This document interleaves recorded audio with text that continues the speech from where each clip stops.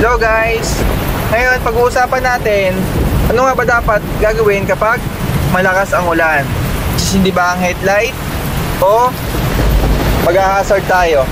Pag malakas ang ulan, ang gawin na lang natin is i-turn on natin yung ilaw. Yan, itong headlight natin, para at least visible tayo sa likod at sa harap.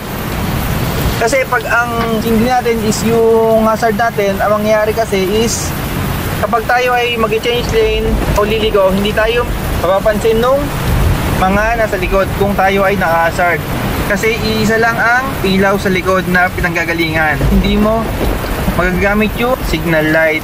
Tapos kapag naka-hazard ka, hindi na natin malalaman kung sino talaga yung tunay na nasiraan o may aksidente. Okay, tulad ng mga ambulance, yan, hindi na sila visible masyado kung lahat tayo naka-hazard. Kung kayo nahihirapan kapag sobrang lakas ng ulan, ay maaari na lang po gumilid sa pinakagilid ng kalsada. Kung mayroon kayong magigiliran na safe, doon pwede kayo mag-hazard sa gilid. Kaya itatandaan nyo po, kapag malakas ang ulan is headlight na po ang ating turn on. Thank you po.